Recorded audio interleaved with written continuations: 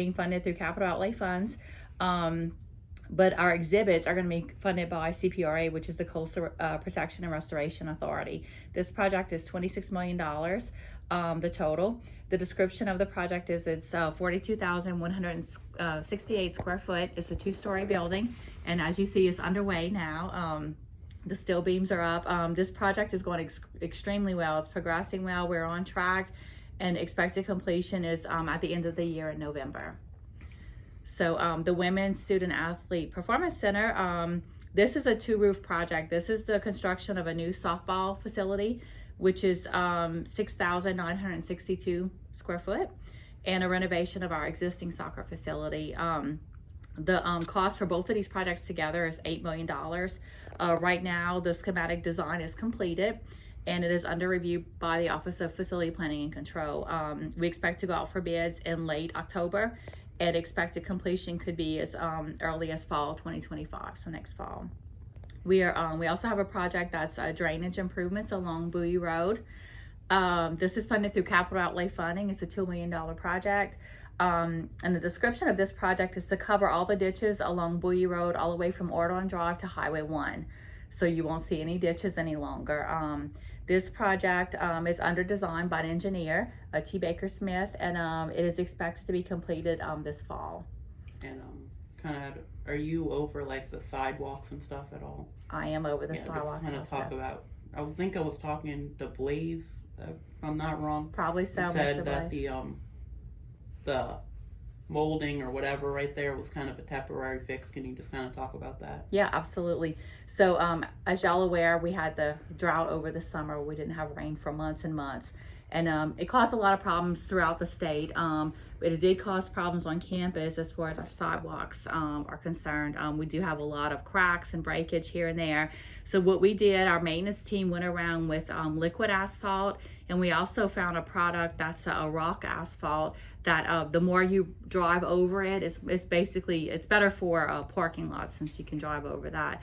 It compacts it in even more, and it makes it have the same appearance as the liquid asphalt, but it's less expensive, and it works really well. So anytime we see a failure in a sidewalk or a parking lot, we're using either of these methods, the liquid asphalt or the rock asphalt, to make the corrections, just to get us through until the permanent corrections can be made. We get, if we're lucky, we get a deferred maintenance funding from the state. We were allotted $500,000 from the state, and I can go over some of those projects. We try to get the biggest bang for our buck when we get money from the state. And one thing we wanted to look at was sidewalks, because we knew that we desperately needed them. So the state has awarded us $83,000 to repair our sidewalks on campus. And Dr. Clune said, I think we need more money because we have a lot of damage on campus. So can we please ask for more, if they would be, able to help us? So we did, and they agreed to allow us to spend an additional $100,000 if needed. So we are currently working on cost estimates with the contractor. They provide these cost estimates by measuring the square feet of cement that's needed. So it's a big project, as y'all are aware. Throughout campus we have a lot of failures. So we are working on that now. So as soon as we get the cost estimates, we'll be able to go out for bid, and then we'll be able to hire a contractor to make those repairs. And we're hoping that that'll happen in the next few months.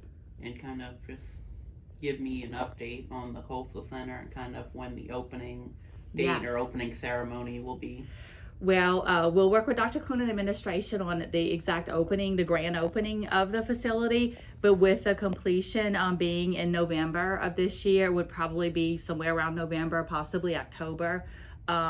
Once the project, when a project only has punch list items remaining, which is minor items, like maybe a little nick here, paint that needs to be retouched, minor items, we can go into it we call substantial completion, which allows us to occupy the building, but it holds back 10% of the contractor's pay and allows them to finish up those remaining items. So we could possibly, and we would likely go into substantial completion maybe in early October. So we'll work with the administration to schedule this event, but we're thinking in October, November, we should have that grand opening. So super excited. Are there any kind of groundbreaking dates set for, I think there was a new nursing building being built, and the baseball field house.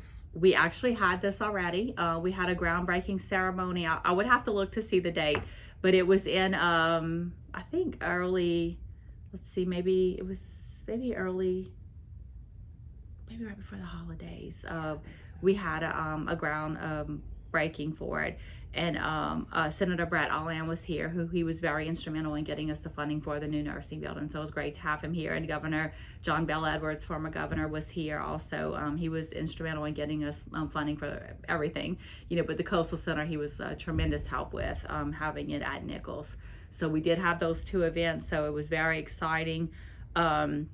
And to let y'all know, we have a baseball field house in the works, and this is being funded through capital outlay and plus private funding. The cost of this project is $4.6 million, and we're looking at approximately 9,000 square foot facility. The schematic design for this project is complete. We're working on a site survey, with our engineer. We have to have that so that the architect can plan out the foundation. That would get us to construction documents, and we need those to go out for bid. If all goes as expected, we plan to be out for bid in the fall of this year, and expected completion could be next year, fall 2025. And where is it being built, the field house? It will be directly behind the field that currently exists. In fact, it will connect closely to the existing facility. So the restrooms that are at the site right now will be demoed, and slightly to the west of where the existing restrooms are, the new restrooms will be built. And I'm sure y'all probably have been in the restrooms before, and the current baseball facility, we keep them up and we keep them clean and painted as best as we can, but they're in pretty poor condition, so they need to be demoed. And we actually got permission back in 2015 when this project first surfaced. Of course, it sat on the shelf. That it was designed and funding was not available for it at the time, but we did receive permission from the state to demo that building. So whenever we're ready to proceed with the new baseball field house, we can demo that baseball restroom facility without any delays. So it's going to be where kind of the old football practice field was? Correct, okay. Yes, directly. And yeah. The nursing building, where is that being built? It's next on my list. How did you know? So the new nursing building, funded by capital outlay funds, it's $27 million. It's going to be a 35,160 square foot, 2-story building. It is going to be directly located on the south side of the existing building. There will be a small courtyard between the existing building and the new building. So it will be right behind it. And the process is being utilized for this project is called Seymour's Construction Manager at Risk. And what it means is typically we would go out for bid after we have construction documents from the architect. With the state